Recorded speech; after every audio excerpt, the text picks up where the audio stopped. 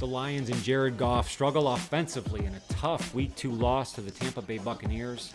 Lions fall 20-16 at home at Ford Field, moving to 1-1 on the season. Tampa Bay will go to 2-0 and have a leg up in this NFC playoff race as we get down the road. This was a tough one for the Lions. I just thought offensively they did not hold up their end of the bargain here against a depleted secondary for the Tampa Bay Buccaneers. There were some highlights. We'll go through them in detail, but let's start with our scoring summary.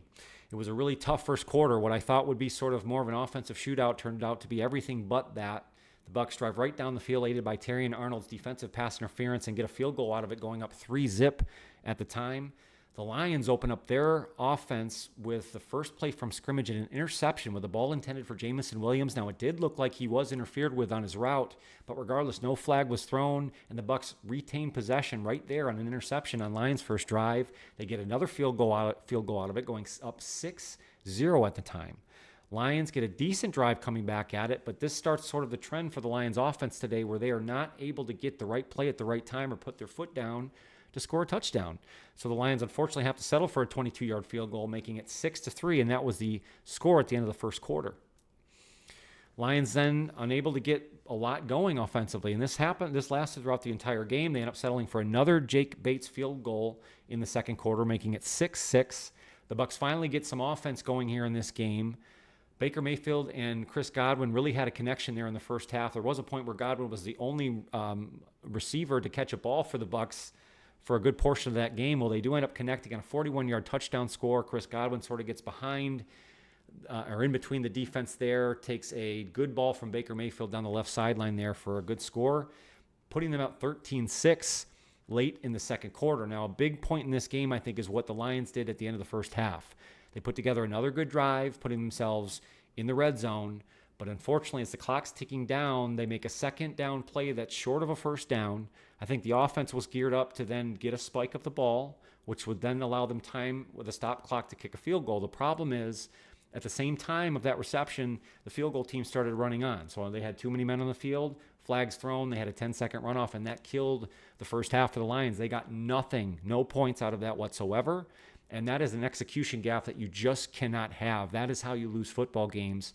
Now, we'll have to find out what that was really about. Dan Campbell came out after the first half and said that's 100% on him. But you have to imagine that has a lot to do with the special teams coaching and some other things going on there. We'll have to see what that was all about. A weird game, weird first half, lack of offense. You thought maybe the Lions would come out running and gunning, and that just did not end up being the case. Let's go through the rest of the scoring. Again, the Lions, they're able to sustain drives, really one-dimensionally, but then get down to the red zone and just couldn't make it happen today. So they get another short Jake Bates field goal, a 32-yard field goal there, making it 13-9 at the time. Lions end up getting the ball back, defense hanging in there today. And again, what we'll talk about in more detail is the performance of Aiden Hutchinson. He had 4.5 sacks, which will now be just overlooked because of this unfortunate offensive performance and loss by the Lions. But again, the Lions finally able to sustain a drive, ending it with a David Montgomery 2-yard punch-in, bringing the score to 16-13. Now, the final score of the game actually comes in the third quarter late.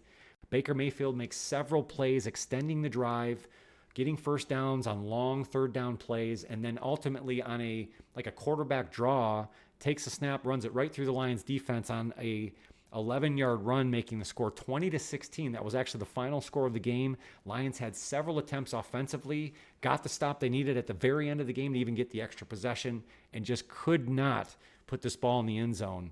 I just felt like there was a disconnect offensively all day. Let's take a look at the team stats before we move forward. The Lions really held a lot of the possession in this game. They had 26 first down compared to Tampa Bay's 14. Third down efficiency, only 2 for 10 out of Tampa Bay, but those two were very important. He seemed to get them at the right time. That was the drive towards the end of the first half. The Lions were 7 out of 17, which is decent, but they couldn't put the ball in the end zone.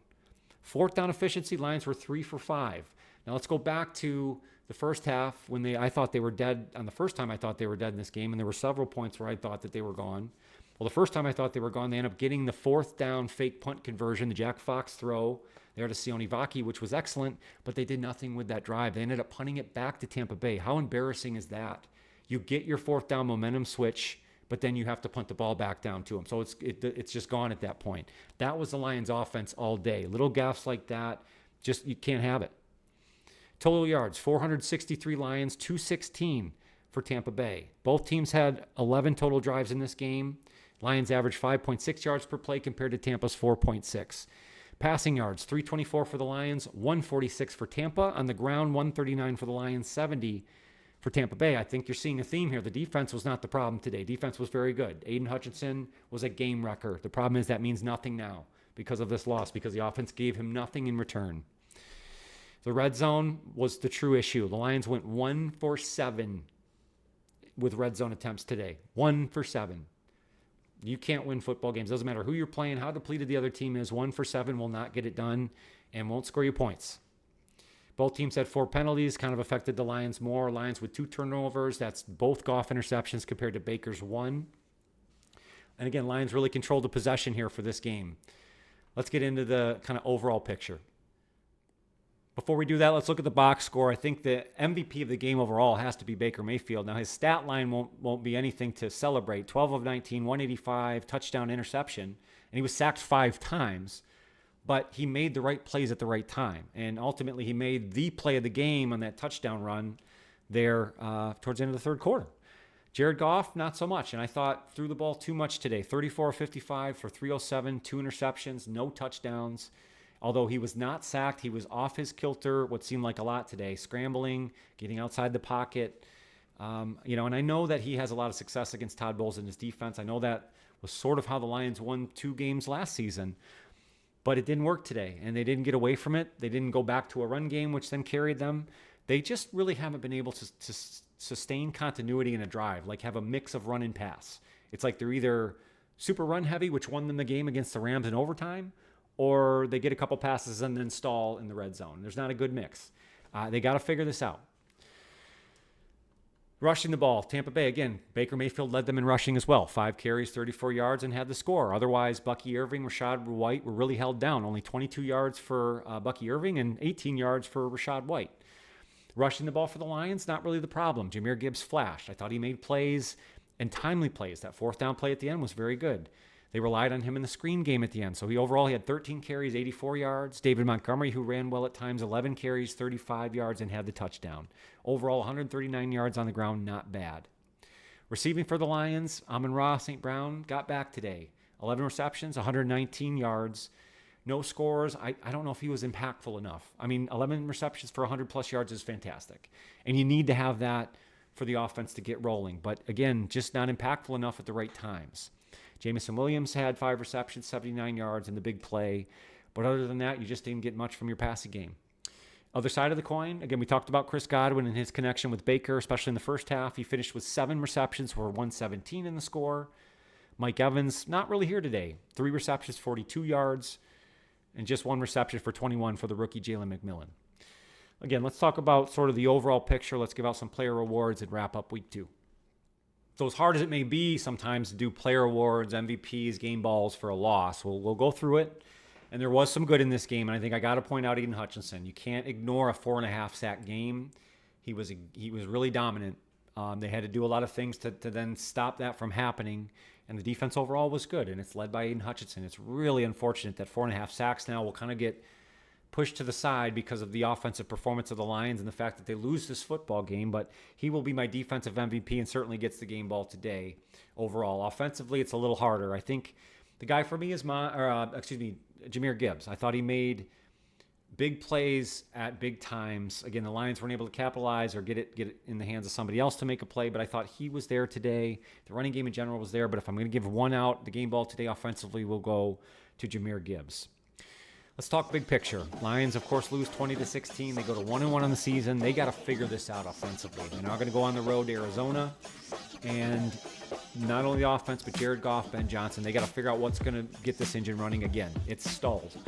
And, a 2-yard rushing touchdown from Monty is expected, but they gave you nothing else. Too many field goals. You're not going to win games that way. Tampa Bay's a good team, but they were truly depleted. Even on the offensive side of the football, they were lacking an offensive lineman, but truly in the secondary, without Antoine Winfield, all the other pieces moving around, they played really well. Their secondary played really well. That Whitehead cornerback I thought was excellent. He had double-digit tackles Multiple players there on the defensive side. Jamel Dean, they all. I thought Tampa Bay was really good today, considering the conditions they had to play this game. They were at Ford Field, undermanned, and they're really good. You cannot write them off in this game. That's an excellent win for Tampa Bay and gives them a leg up here in the NFC now, very early on this season. Again, Baker Mayfield I thought was excellent. Made the right plays at the right time. He was the better quarterback today compared to Jared Goff. So again, next week, week 3, in Arizona, we'll have to make the argument whether or not the Lions are facing a lesser opponent, but it's always tough on the road in the NFL, and truly the way this offense is playing, there is no given for this Lions team. They're going to have to figure out a solution. I'll come back at you this week with not only a full report card from this particular game against the Bucs, we may also look at the highlight package as well at some point, but we'll also do a game preview for the upcoming game against the Arizona Cardinals. We'll go through that in detail, all the fun, free content you've come to love on the channel. I appreciate your guys' time so much. Let me know what you think down in the comments. This is a tough loss for the Lions. What is the biggest reason why? What do you expect for them now moving forward? What can the Lions do offensively to get this thing fixed? Let me know. Appreciate your guys' time. I hope you have a great rest of your Sunday. Go Lions.